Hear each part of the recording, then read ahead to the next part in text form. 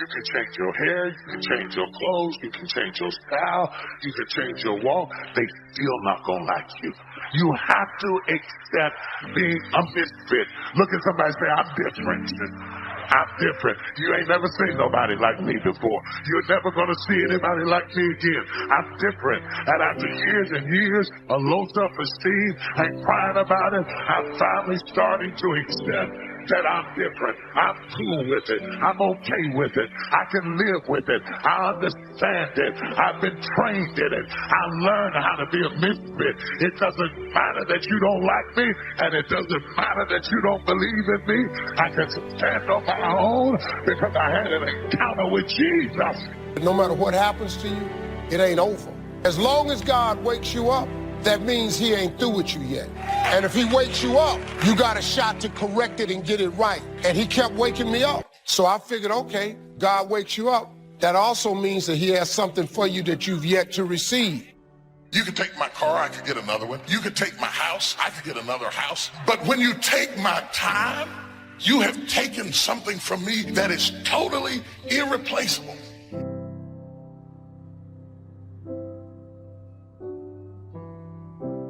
Even if you are 40 or 50 or 60 or 70, doesn't matter. You're in the game now, and that's what counts. And all those quote unquote wasted years, they weren't wasted because you learned. Learned about what it's like to be weak, and the knowledge that you learned about those things is fuel to make sure that it never happens again. Because you know what is out there, and you know how bad it can get. I say you embrace what you learned from the weekdays. Let them make you even stronger.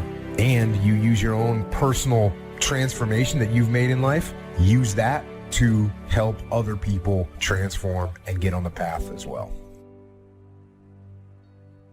If you know what it is to have the kind of pain that feels as if you cannot be comforted, if you know what it is to be at the end of your rope and feel like your life is over and you've got questions that cannot be answered and you're confused and you're uncertain, you need to learn this verse. They that sow in tears shall reap in joy. I will never forget there's been many opportunities in my life that I have grappled with grief and pain so unbearable and so overwhelming that I thought that I would never smile again. I've seen days that were so dark for me that I thought there could not possibly be a silver lining in the clouds that hung over my head. I've seen days and weeks and months that drugged me so low that I gave up all hope of getting up again. But in the midst of all of that despair and that trouble and that trauma and that pain, there was in the basement of my soul this one word: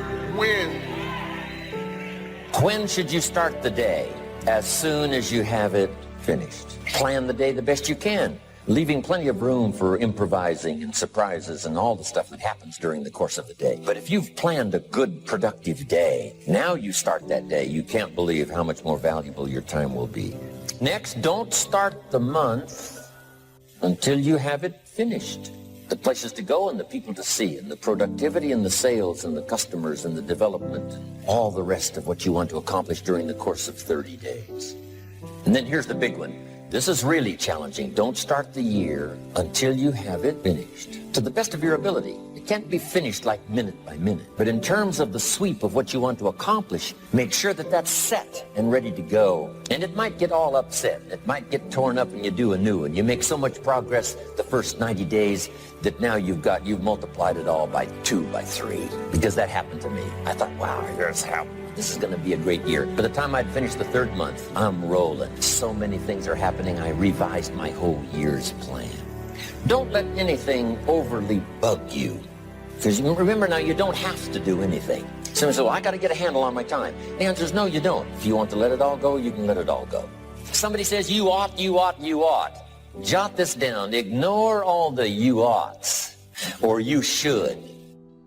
Take charge of your life.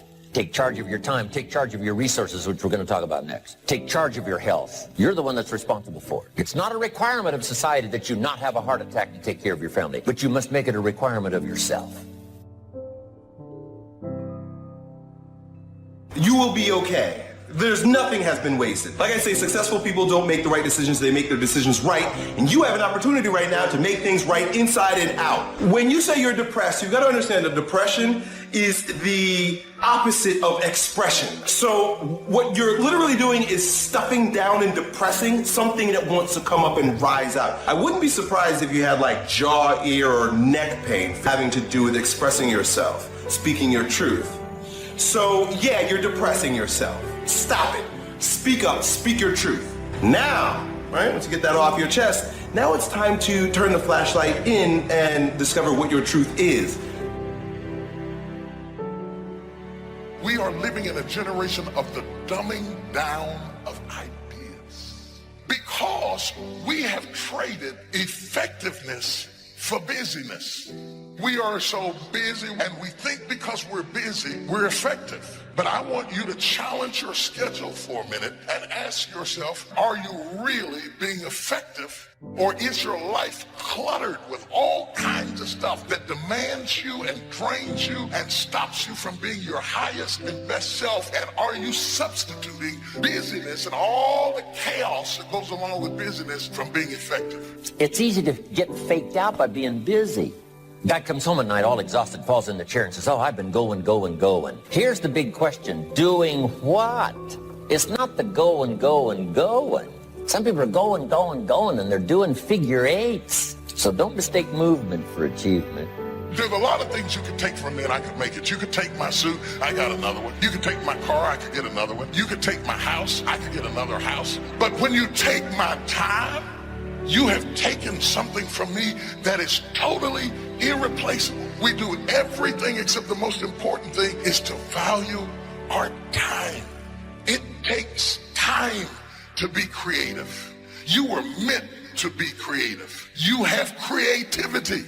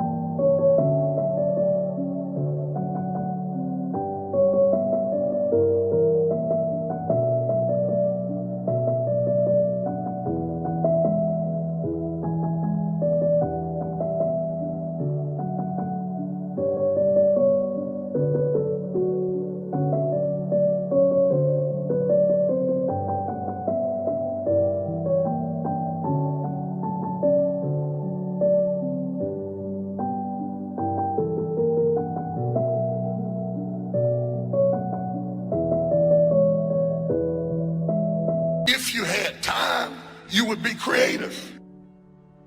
Better have a valued goal, because otherwise you can't get any positive motivation working out. And so the more valuable the goal, in principle, the more the microprocesses associated with that goal start to take on a positive charge. Well, you get up in the morning and you're excited about the day. You're ready to go. What you do is you specify your long-term ideal. You do that in some sense as a unique individual. You want to specify goals that make you say, if that could happen as a consequence of my efforts, it would clearly be worthwhile. The question always is, why do something? Because doing nothing is easy. You just sit there and you don't do anything. That's real easy. And then the next question might be, well, where should you look for worthwhile things? And one would be, well, you could consult your own temperament. So you do a structural analysis of the subcomponents of human existence. And you need a family, you need friends. Like, you don't need to have all these things, but you better have most of them. Family, friends, career, educational goals, attention to your mental and physical health, etc. You know, that's what life is about. And if you don't have any of those things, well, then all you've got left is misery and suffering. So that's a bad deal for you. Don't mistake courtesy for consent. If somebody's pleasant and they nod, you say, oh, they're going to buy. No, they're courteous. You can't mistake courtesy for consent. Now, here's a big one, concentration. I had to learn this. All those years ago, I'm in the shower trying to compose a letter. Found it turns out to be a strange letter. So here's what I learned to do. Save the work till you get to the office. Save the work till you get to the work. Don't try to get to the office on the way to work. On the way to work, enjoy the way. In the shower, enjoy the shower. Then go to work when you get to work. Concentration. Learn to say no. I'm telling you, in such a social society we have now, it's so easy to try to be a nice person, saying yes, yes, yes to everything. Find yourself overloaded. Now you got to call, make the, well, gosh, you know, all the time it takes to back out of something that you said yes to too quickly. Here's what might be better. I don't think so, but if that changes, I'll call you. Little things you can use not to overcommit yourself. But once you set up that goal structure, let's say, and that's really who it is that you're trying to be, you aim at that. And then you use everything you learn as a means of building that person that you want to be. And I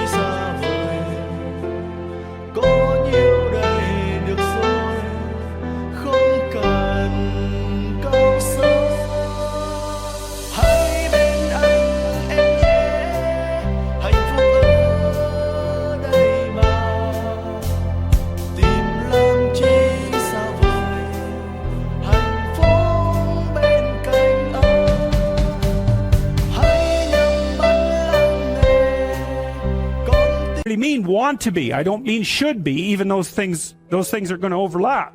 That's fine, except you'll fail all the time then. You just won't know it until you've failed so badly that you're done. And that can easily happen by the time you're 40. I would recommend that you don't let that happen. Okay, so once you get your goal structure set up, you think, okay, if I could have this life, looks like that might be worth living. Anxiety provoking and threatening, and there's going to be some suffering and loss involved and all of that. The goal is to have a vision for your life such that, all things considered, that justifies your effort. Then you turn down to the micro routines. It's like, okay, well, this is what I'm aiming for. How does that instantiate itself day to day, week to week, month to month? And that's where something like a schedule can be unbelievably useful. It's like, make a damn schedule and stick to it. It's not a bloody prison. Set the damn schedule up so that you have the day you want. That's the trick. It's like, okay, I've got tomorrow. If I was going to set it up so it was the best possible day I could have, what would it look like?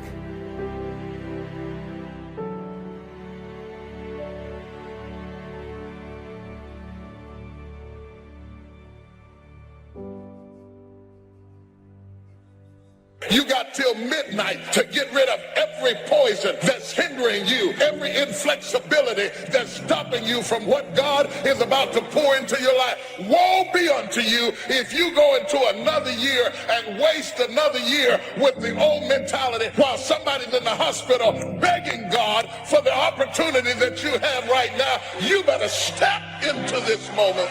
As soon as you decide to stop looking for answers in other people and click the heel to your mind and set your affections on things that are above, you could have been free years ago.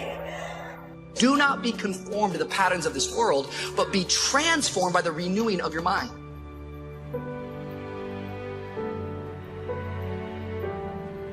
We've got a chance to grow like never before, but I'm telling you, there's going to be many enemies that's going to try to prevent us. Whatever threatens you, I'm asking you to threaten it back. Take care of your responsibility.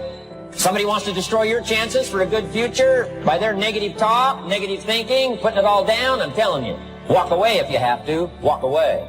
Whatever threatens you, threaten it back. Whatever threatens...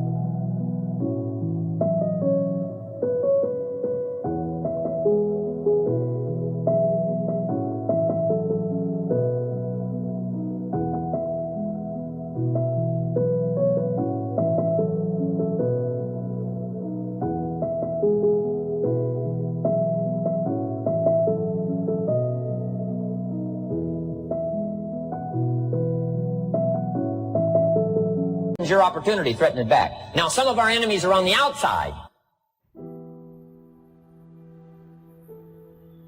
The next time that you're feeling weak or you're feeling lazy or you're feeling emotional, tell them you are declaring martial law on your mind. You're declaring mind control, and impose what you want on your brain and use that mind control to move your life where you want it to be.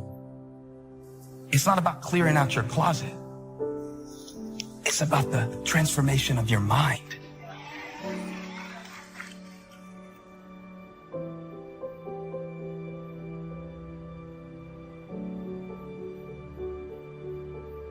Do not be conformed to this world, but be transformed by the renewing of your minds. Do you have a mind to change?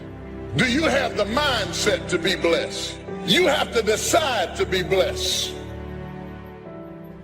Transformation doesn't come because you show up here for an hour and 20 minutes. You'll be transformed by the renewing of your mind. But this word renewing is the same word as renovating. How many of you know you can't renovate a house in an hour and 15 minutes? If you're going to renovate a house, you got to kick some walls down. You got to pull some tiles up. You got to get into the mess of it. And that's what we got to do in our brain.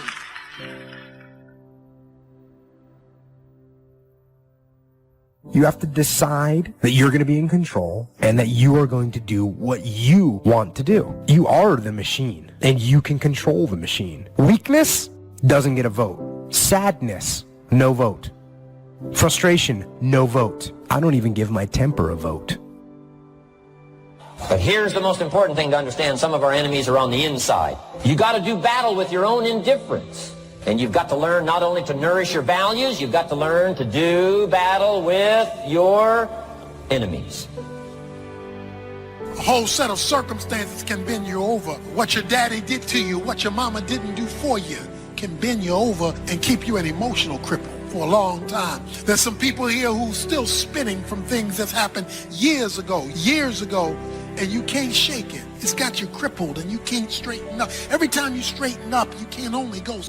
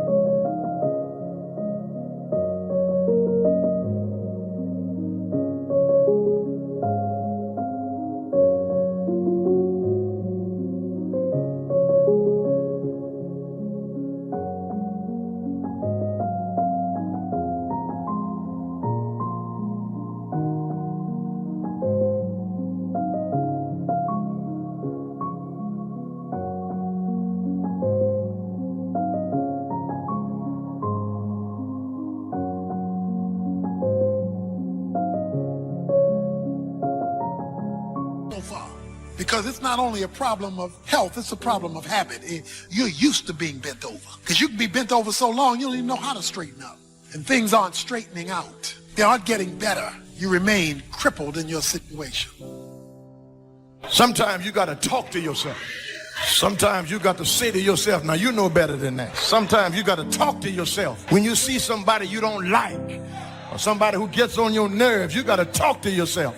You got to talk yourself into some stuff. And then you got to talk yourself. You got to tell yourself, don't do it. Don't go that way. Danger, dangerous intersection. You have to be able to talk yourself out of some stuff, because a whole lot of stuff I would not have gotten into had I talked to myself. I'm asking you to have some faith, have some courage, believe, drive your doubts into a small corner. Don't let them loose like a mad dog, drive you into a small corner. Don't doubt the future, don't doubt the possibilities, and here's the most important one of all, don't doubt yourself. If I've got miracle working power to change my life, so do you. If I can grow, you can grow. I'm asking you, don't sell yourself short. But I wonder, have you taken the time to think about, why am I doing this in the first place? Am I trying to prove something to someone who disrespected me 10 years ago, who isn't even paying attention to my life anymore? Why am I posting this? To impress people who follow me on social media that don't even really know me? What is my reason for doing what I'm doing?